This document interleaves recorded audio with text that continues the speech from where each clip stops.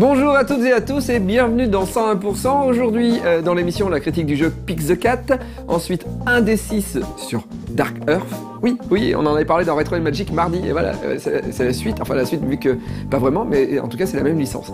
Et ensuite, Metal Missile Plastic Gun sur Exo Squad. C'est génial parce que c'est une moto, c'est un bonhomme. Et puis après, ça va sur lui, c'est une armure.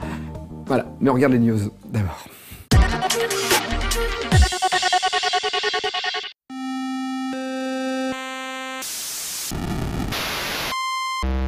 Mince, on avait complètement oublié de vous prévenir. Désolé, c'est de notre faute, on a été négligent. En fait, le truc c'est que le Korg DSN12 est sorti sur l'eShop 3DS, en Europe, depuis à peu près un mois déjà. Alors oui, on est complètement à la masse, mais il faut nous comprendre aussi. La précédente version du logiciel avait été repoussée très longtemps avant de faire le voyage entre les États-Unis et l'Europe. Et donc, forcément, on s'est un peu fait prendre par surprise. Mais enfin voilà, le DSN12 est maintenant disponible, 10 mois après le M01D. Si nous sommes toujours en face d'un logiciel de création musicale, il ne faut pas vraiment l'interpréter comme une version améliorée. C'est plutôt une autre manière d'aborder la musique électronique.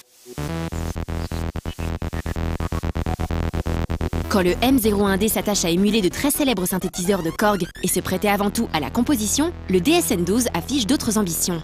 Il ne propose quasiment aucun pré-réglage d'instruments déjà.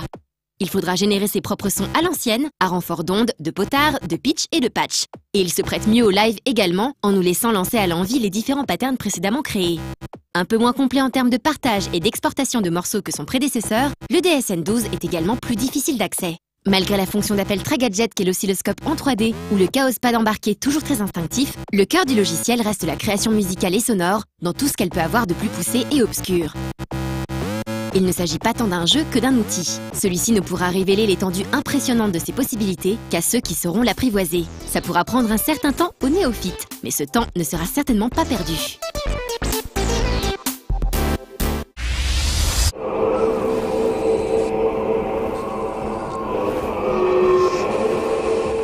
Premier aspect frappant quand on voit une image de Children of Morta, c'est le look rétro tout en pixels qu'il a adopté.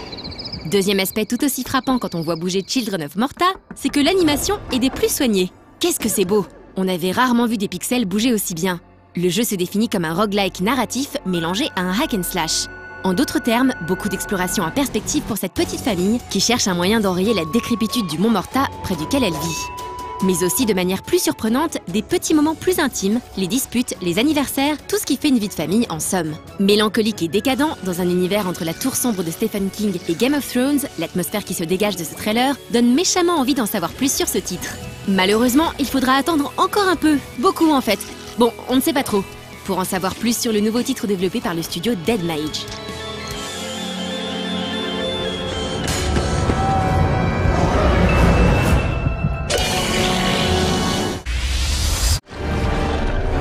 Toujours plus beau, toujours plus next-gen et qui se prend toujours aussi au sérieux, Final Fantasy XIV Online se prépare à recevoir sa première grosse extension au printemps 2015, Heavensward. En plus des nouveautés habituelles que peut apporter ce genre de contenu à un MMO, les joueurs pourront compter sur une nouvelle race, une nouvelle cité et une histoire centrée sur l'opposition entre les deux camps basés autour d'Ishgard et Dravania. Avec en plus le petit frisson à la perspective d'aller friter du dragon.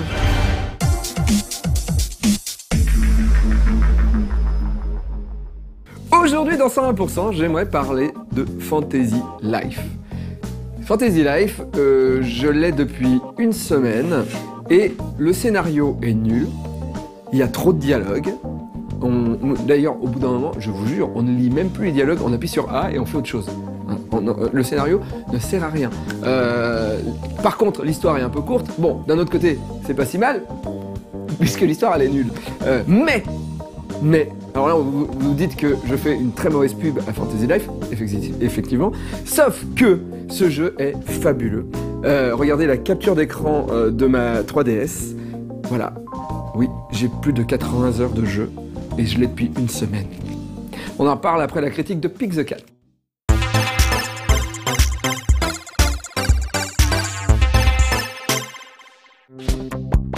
Pick the Cat trouve son origine dans le troisième volet des Arkido Series, des petits jeux indépendants développés sous Xena pour la Xbox 360.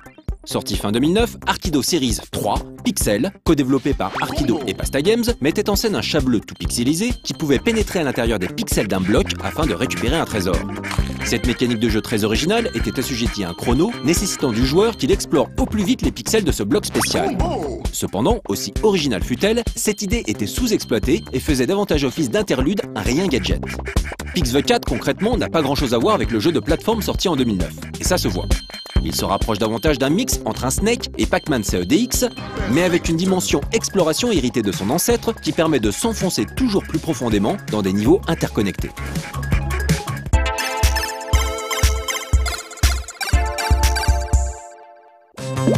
Pix the Cat propose 4 modes de jeu distincts.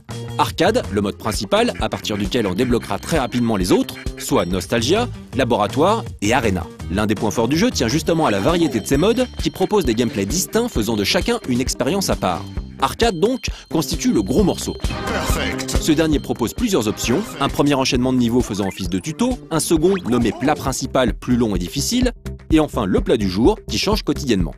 L'objectif est de ramasser tous les œufs d'un niveau, qui se transformeront alors en petits canards, que l'on déposera par la suite sur les emplacements prévus pour. Combo. La chaîne de canetons ainsi créée constituera un obstacle, comme dans un Snake, avec lequel il faudra jouer pour éviter de se retrouver coincé, ce qui explosera automatiquement tous les canards et aura pour effet de briser le compteur de combo et de réduire la vitesse du joueur. Combo Breaker. Il faudra aussi veiller à ramasser tous les œufs avant de sauver les canetons obtenus.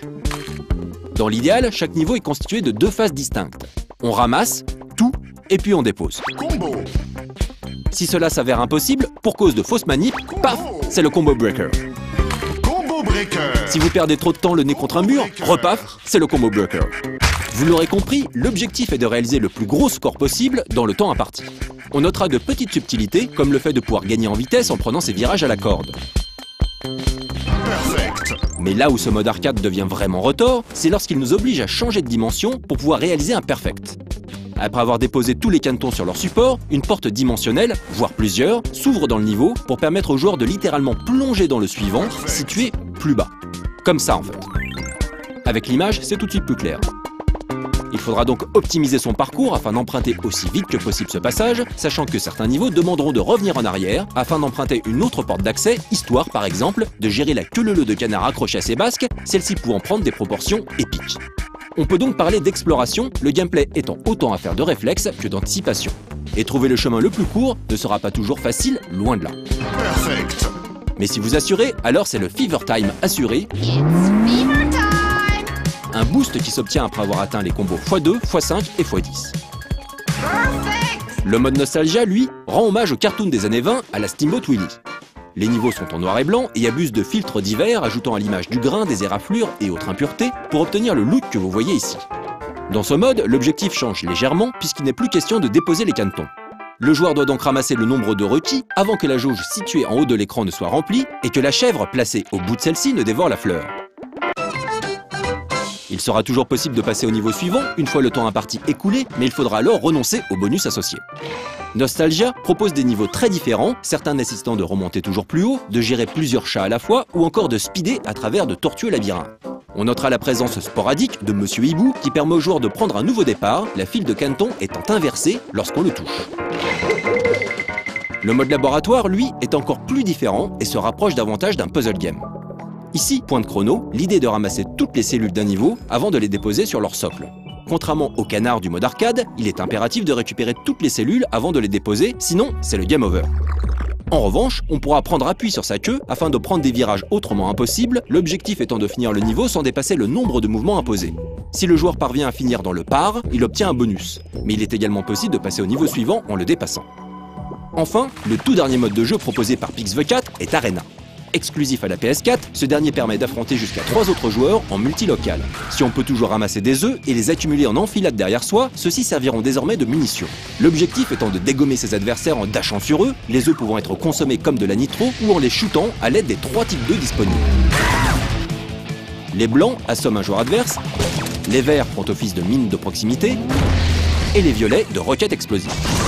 Subtil et vite hilarant, surtout si vous disposez de 4 manettes, ce mode est bourré de petites subtilités, comme le fait d'être ralenti par les œufs ramassés par exemple, ou de pouvoir casser les queues adverses. On notera aussi que dans les parties à 3 ou 4, un joueur éliminé reviendra en jeu sous la forme d'un fantôme susceptible de prendre la place d'un autre joueur à l'aide d'un simple contact.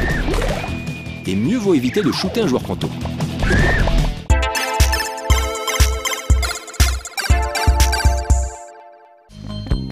PixV4 a été développé avec amour par l'équipe de Pasta Games et ça se sent. Les modes sont étonnamment variés et permettent à chaque type de joueur d'y trouver leur compte. Si vous êtes plus dans l'analyse posée, alors le mode laboratoire est fait pour vous. Si vous appréciez la variété et le changement de tempo, essayez le mode Nostalgia. Et les plus hardcore apprécieront le challenge offert par le mode arcade, qui nécessite une concentration de tous les instants et une prise de décision instantanée. Pour soigner son score et briller sur les leaderboards, mieux vaut par exemple louper un perfect que de perdre tous ses cannetons en se retrouvant coincé. D'autant que le passage en Fever Time permet de dégommer les crânes en passant dessus, des ennemis indestructibles étant également présents dans certains niveaux. Si l'enchaînement des niveaux varie légèrement en mode arcade, il sera néanmoins nécessaire de mémoriser certains chemins pour espérer scorer correctement, ce qui ne plaira pas forcément à tous les joueurs. Les changements incessants de vitesse demanderont aussi d'excellents réflexes et le recours à la croix directionnelle plutôt caustique, sachant que l'on pourra pester de temps en temps sur la réactivité des contrôles. Prendre un virage en épingle, à pleine vitesse, se joue en effet à la milliseconde. Mais avec un peu de pratique, on se fait assez vite au flow du jeu, plus punitif que dans un Pac-Man CEDX par exemple. Visuellement, le jeu est un enchantement avec une mention toute particulière au mode Nostalgia. Les musiques de Xavier Thierry, responsable entre autres des BO de Maestro, Japan Music et Kung Fu Rabbit, sont tout simplement fantastiques et sans elles, le jeu ne serait pas aussi addictif. On appréciera aussi la galerie d'artworks, la possibilité de sélectionner une autre voix off, et surtout l'originalité des niveaux superposés les uns aux autres à la façon d'une poupée russe. Cette mécanique restant le gros point fort du titre. PixV4 est donc un bon jeu, même s'il reste un cran en dessous d'un Pac-Man CEDX en termes d'accessibilité et de prise en main. Ah, dernier détail, le jeu est téléchargeable gratuitement pour tous les abonnés PS Plus en cross-buy PS4 PS Vita durant le mois d'octobre.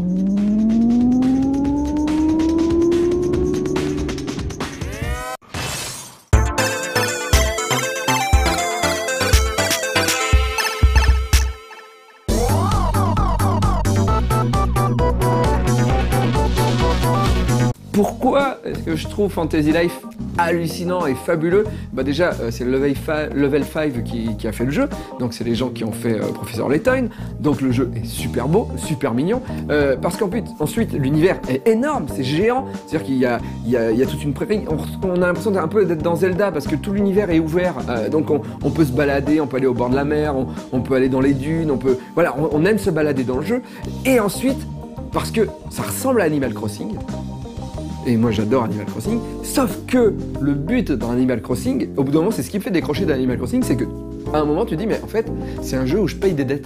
C'est-à-dire que je passe mon temps à faire ça à des arbres pour vendre des pommes pour pouvoir payer mon appart. Mais ça dans la vie je le fais.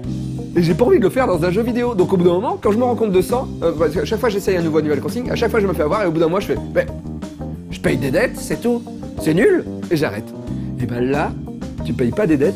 Tu payes pas tes dettes, tu tues des dragons et tu fabriques des armures et tu ramasses des trucs par terre. Oui, mais ces trucs que tu ramasses par terre, tu vas pouvoir te fabriquer des épées avec et tuer des dragons. Et en plus, quand tu ouvres ta ville, comme dans Animal Crossing, tes potes viennent chez toi, mais tes potes ils viennent avec leur métier, avec leurs capacités et tu vas tuer des dragons avec eux. Et c'est génial. Voilà, on regarde un des 6 sur Dark Earth.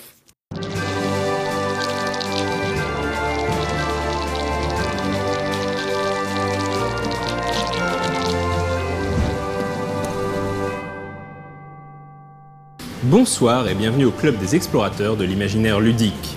Après avoir présenté le jeu vidéo Dark Earth dans Retro & Magic, nous avons souhaité consacrer un épisode de 1d6 au jeu de rôle basé sur l'univers de Sombre Terre.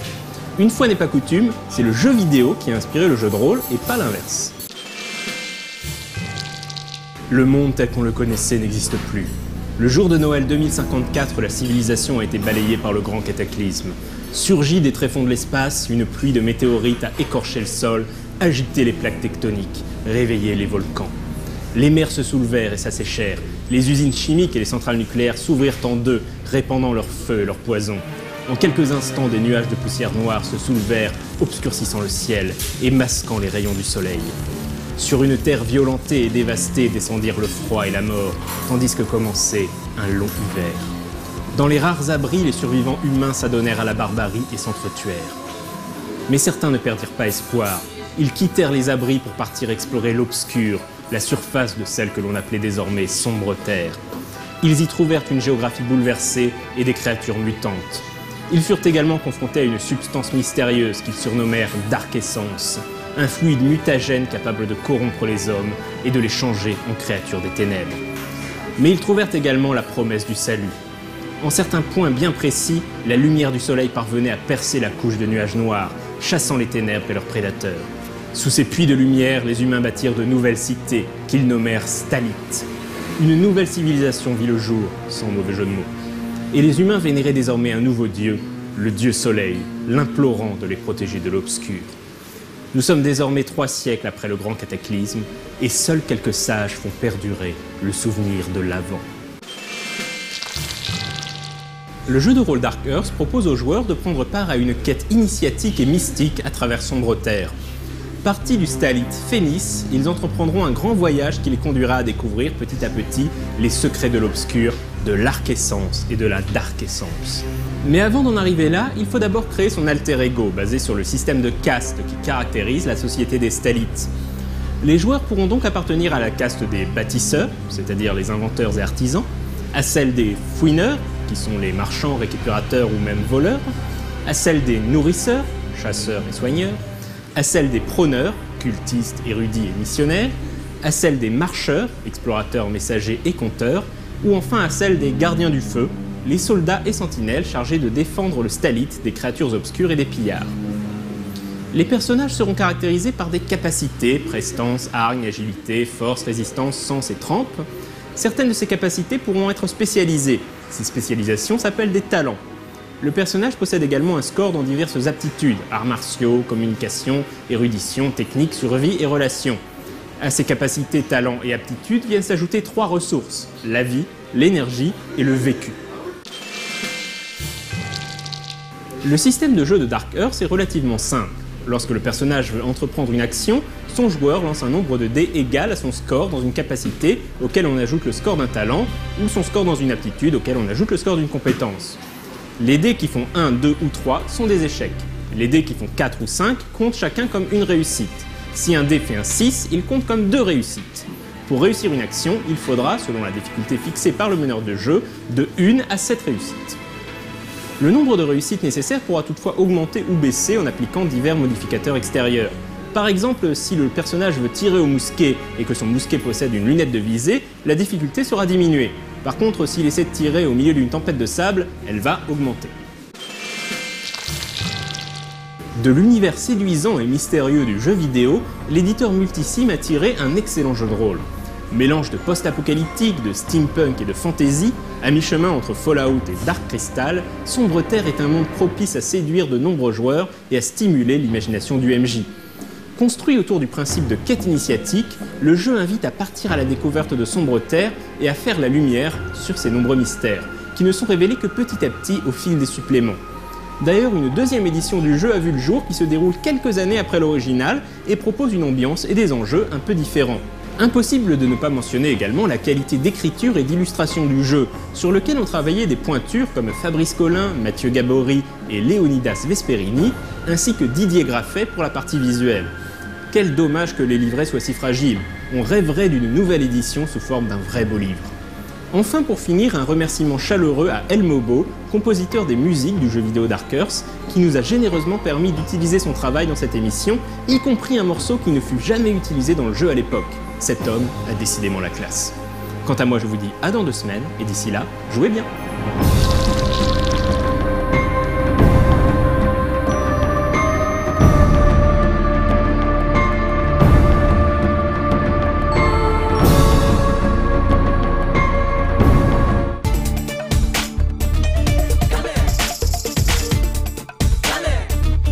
Maintenant, alors vraiment, vous allez voir que j'ai beaucoup joué au jeu, mes conseils pour commencer à jouer à Fantasy Life si vous avez envie de commencer. Déjà, prendre tous les métiers dès le début du jeu. Il y a plus de 12 métiers dans le jeu, d'accord? Alors, vous vous dites que je vais choisir un métier et je vais terminer le jeu. Sauf qu'à un moment, quand vous allez arriver un peu loin avec ce métier, vous allez adorer le jeu. Donc vous allez vous dire, ah, par exemple, vous faites mineur, d'accord? Vous minez. Et au bout d'un moment, vous vous dites, ah, mais c'est minerai, à part le vendre, qu'est-ce que je peux en faire? Mais si t'étais forgeron, tu le transformerais en armure. Et si en plus tu avais été paladin, eh ben l'armure elle te servirait en tant que paladin. Et vu que lorsque tu es paladin, tu peux être mineur aussi en même temps. C'est-à-dire que quand tu tues des monstres, tu fais ah mais il y a du minerai, je vais le miner. Donc tu peux avancer ta carrière de paladin, miner en même temps, et après, à côté, rentrer chez toi et forger des épées pour être encore plus fort. Donc tout va ensemble. Alors au début c'est cool de le donner à ses potes, mais après t'as envie de toi d'être fort. Donc je vous conseille de faire tous les métiers en même temps. Voilà, vous faites tous les métiers en même temps, au moins vous XP beaucoup plus vite parce que chaque métier fait XP. Voilà. Ensuite vous économisez votre argent, vous dépensez pas votre thune. Vous gardez tout pour vous acheter des cottages. Alors qu'est-ce qu'un cottage? C'est par exemple dans les villes que vous allez traverser, il va y avoir des maisons qui vont être en vente. Et si vous achetez cette maison, vous allez pouvoir vous téléporter à l'intérieur. Donc vous payez plus de transport. Vous vous téléportez directement dans la ville de votre choix. Et c'est hyper important puisque c'est un jeu où il faut ramasser des objets, tuer certains monstres pour avoir des éléments pour pouvoir crafter. Donc si vous avez les cottages dès le début du jeu, et ben après vous pouvez vous balader hyper vite et le jeu va beaucoup plus vite. Lorsque vous utilisez vos bonus de liesse, quand vous terminez des aventures, il y a des bonus de liesse, des cœurs, waouh, et vous pouvez acheter des bonus en plus. N'achetez pas de cheval, il sert à rien. Voilà. Et ensuite, voici le tableau de tous les métiers du jeu. Voilà. Là, vous pouvez voir tous les métiers faisables dans le jeu. Donc, c'est très très simple. Vous voyez que Paladin est tout en haut, c'est là où il y a une couronne. Paladin, c'est le métier le plus simple. Voilà, si vous allez avancer très vite et XP très vite en faisant ce métier. Par contre, vous voyez qu'à l'opposé, tout en bas, de l'autre côté, il y a Alchimiste. Et Alchimiste, c'est le métier le plus dur. Donc, si vous voulez que le jeu soit plus simple, en mode easy, commencez avec Paladin, et en mode hard, commencez avec Alchimiste. Mais ça sera pas très intéressant, puisqu'en plus c'est un métier de craft, et vous avez quasiment que dalle dès que vous commencez le jeu. Donc vraiment commencez avec Paladin, ou avec Mineur, ou avec Forgeron. C'est vraiment les métiers les plus simples, même si je vous conseille de faire tous les métiers. Voilà, voilà. Je sais pas comment vous expliquer plus que Fantasy Life. C'est une question. Oui. Si on peut faire tous les métiers, ça serait à quoi de pas tous les faire? En fait, au début, quand on commence le jeu, on nous dit pas qu'on peut faire tous les métiers. Et on nous dit choisis ton métier. Et donc toi dans ta tête, gars qui fait des jeux vidéo, tu dis je vais choisir ce métier-là. Et puis après quand j'aurai fini le jeu, peut-être que si le jeu il est cool, je le recommencerai en faisant un autre métier. Mais en fait le jeu ne fonctionne pas comme ça. En fait c'est vraiment un RPG, voire même un MMORPG, mais pas vraiment, puisqu'on peut jouer qu'à 3. C'est entre les deux. Mais en fait on peut faire tous les métiers et il faut le faire. Voilà. C'est-à-dire que dès la première fois où on te demande de choisir ton métier, tu peux choisir 12 métiers. Tu choisis un métier, tu fais une aventure liée à ce métier. Lorsque tu as terminé cette aventure, tu peux aller changer de carrière et refaire une petite aventure à nouveau avec le nouveau métier. Et moi je pense qu'il faut faire 12 fois ça avant de commencer le jeu. Voilà. Alors c'est un peu rébarbatif, parce qu'à chaque fois ils vont t'expliquer aussi comment fonctionne le jeu, mais il y a une petite astuce, c'est qu'à partir du deuxième métier, vous pouvez voir un truc, c'est passer l'aventure. Et vous pouvez passer l'aventure du métier. Et vous avez directement l'XP que vous auriez dû gagner dans cette aventure. C'est de la triche. C'est un peu de la triche, mais c'est vrai que, en fait, le problème de ce jeu, c'est que ça parle, et que c'est nul, et que ça s'adresse vraiment aux enfants. Mais vraiment, l'aventure, elle est nulle. C'est et si tu secouais l'arbre, peut-être qu'une pomme va tomber. Ah ouais, je secoue l'arbre. Ah, la pomme est tombée. Ah, c'est génial, parce que les pommes, on les aime bien. On aime bien manger des pommes. T'aimes bien, il y a de la vitamine dans les pommes. Et là, tu fais Voilà. Vraiment, c'est con parce que ce jeu est juste génial. Metal Missile Plastic Gun sur Exosquad.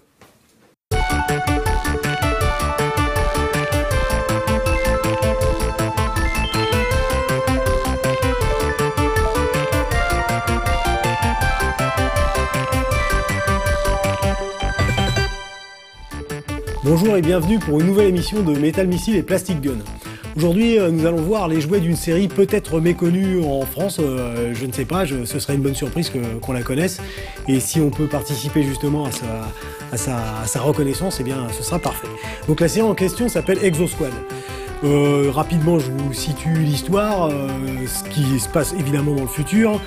Comme d'habitude, l'humanité n'a rien de mieux à faire que de créer une race plus grande, plus forte, plus intelligente et plus résistante qu'elle-même pour ensuite la faire travailler dans des mines. Donc forcément, ce qui doit arriver arrive, et la race en question, j'ai nommé les Néo-Sapiens, se rebelle et acquièrent au fur et à mesure politiquement leur indépendance, puis ensuite s'engagent dans un conflit un peu plus musclé. Pour les jouets, j'allais dire un peu comme d'habitude, des boîtes rouges qui signifient du champ de bataille, des explosions et du sang. Donc voilà, c'est toujours la même chose. À signaler la particularité d'Exosquad, en l'occurrence, il n'y a rien à l'intérieur, mais ce sont des boîtes fenêtres qui vous permettaient donc dans le magasin d'avoir un maximum de détails. Les boîtes d'Exosquad sont dans les plus détaillées dans les jouets américains que je connaisse. Il y a vraiment, tout est excellemment décrit, toute chose a une appellation, pas de hasard, c'est vraiment très très bien fait. Donc en magasin, ça vous permettait de contempler ce que vous achetiez avant même d'avoir porté la main à l'escarcelle. Donc c'est très intelligent de leur part. Voilà, à l'arrière, des fiches techniques, des possibilités des iframes, parce que bon, les protagonistes de l'histoire se déplacent et combattent à l'intérieur de ce qu'on appelle des exoframes, qui sont des exosquelettes dotés donc de différentes possibilités selon la mission, mais d'une manière générale, elles sont surtout faites pour aller dans l'espace et combattre dans l'espace. Nous allons commencer avec le commandant de l'Able Squad, JT Marsh, avec son Aerial Attack E-Frame. Donc voici le commandant JT Marsh. Alors un militaire, hein, bon, les coupes de cheveux sont très années 90 dans Exo Squad, vous aurez le loisir de le vérifier. Donc un petit personnage à la masque, on va dire, hein, à peu près la même taille, peut-être un peu plus grand, et donc articulé aux hanches, aux genoux, aux épaules, aux coudes. Alors ce qui est intéressant et à la fois nécessaire, parce que en fait vous faites le personnage prendre place à l'intérieur de son exoframe, et donc l'exoframe comporte des poignées de commandement, des joysticks presque. Donc vous soulevez le cockpit, la protection du cockpit, ainsi que il y a des protections pour les cuisses et les jambes. C'est vraiment le principe de l'exosquelette comme on le voit dans tout un tas de séries japonaises et américaines. Et bon, si je puis dire, la plus célèbre étant le power loader d'Aliens plus précisément, bah c'est exactement le même principe. Donc une bague vous permet de fixer le pilote à l'intérieur, vous refermez les différentes protections parce qu'il va en avoir besoin, hein, je peux vous le garantir. Autre détail intéressant, c'est que les pilotes prennent contrôle de leur e-frame à l'aide de ce qu'on appelle un cyberjack, c'est-à-dire qu'ils ont un port, on va dire un port USB installé dans la nuque, et donc ils se branchent directement un fil dans ce port USB de manière à prendre encore mieux contrôle de l'exoframe. Donc voilà, vous mettez les poignées, vous refermez l'ensemble. Donc le Aerial E-Frame, comme l'indique son nom, est particulièrement fait pour les missions aériennes. Donc voilà, vous déployez les ailes, vous entendez des cliquets, ce son fait toujours plaisir, hein, nous le savons bien. Voilà, d'un côté un canon laser, de l'autre côté une mitrailleuse que quand vous actionnez, vous pouvez entendre un bruit qui simule un bruit de mitrailleuse. Des stabilisateurs, des roquettes, voilà, un canon sur le dessus. Une autre caractéristique, c'est que apparemment les e-frames fonctionnent avec du fuel, mais aussi avec ce qu'on appelle un power cell. Donc c'est une petite cellule de puissance, je me bornerai à traduire bêtement le nom originel, que vous insérez à l'arrière et qui donc doit énergétiser l'e-frame. Donc là vous êtes prêt à partir. Donc les e-frames sont un peu articulés, vous entendez les cliquets, il n'y a pas de problème, à l'épaule, au coude, un petit système de vérin qui suit vraiment les déplacements. Et bien sûr il faut du firepower à tout ça, donc ici en relevant les ailes de l'e-frame, hop, vous obtenez un lancement de missile, tout ce qui est de plus conséquent, de manière à faire comprendre à l'adversaire qu'il ne va pas s'en tirer comme ça. Donc voilà, là aussi un jouet dont l'ouverture est minutieuse parce qu'il comporte un maximum d'autocollants. Donc les sigles de l'Able Squad, des autocollants aériens, c'est très très bien parce que c'est futuriste, mais ça a quand même un aspect réaliste dans le sens où ça montre une force armée spatio-portée, dirons-nous. Donc il y a vraiment tout ce qu'il faut pour rendre l'objet très très réaliste. Donc voilà pour JT Marsh et son Aerial Attack E-Frame. Nous allons voir ici un de ses compagnons, Alec de Lyon, j'ai donné, qui est, me semble-t-il, d'ascendance française, et qui se sert, lui, du Field Communication E-Frame. Alors, sa caractéristique, justement, qui fait qu'on l'appelle Field Communication, c'est, vous voyez, cette espèce de petit radar très AWACS. Donc on revient à ce qu'on disait tout à l'heure, hein, il y a vraiment un désir de ressemblance avec le monde militaire réel. Vous voyez d'ailleurs que cet e-frame est peint à des couleurs camouflage. Donc ici nous avons des munitions qui dépassent. Voilà Alec de Lyon qui a pris place à bord de son e-frame. On peut ajuster ses mains sur les joysticks de commande. Voilà. Hop là, il est prêt. Donc il dispose d'un radar qu'il peut lancer pour le faire survoler les lignes ennemies de manière à surveiller les agissements de ceux-ci. Je l'actionne, voilà, comme vous pouvez le constater, c'est assez puissant. Je vous avouerai que je suis passé par là, donc ceci explique cela. Et de l'autre côté, le firepower aussi s'exprime toujours avec véhémence, puisque ici en l'occurrence il vous suffit d'allonger le bras de l'e-frame pour envoyer une volée de missiles dans la tronche de l'adversaire qui ne s'attend pas à autant d'agressivité, mais tant pis pour lui. Et puis une fois que vous n'avez plus de missiles, vous avez ici une Gatling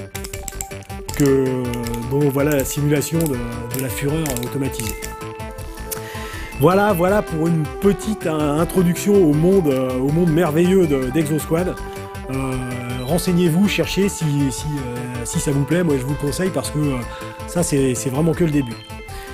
Voilà, n'oubliez pas que les jouets sont quelque chose de beaucoup trop sérieux pour être confiés aux enfants.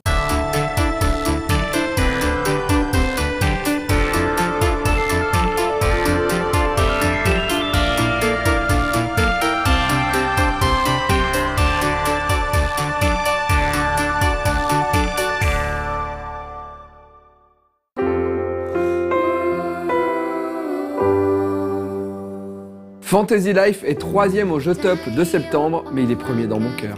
Voilà, à bientôt, merci beaucoup.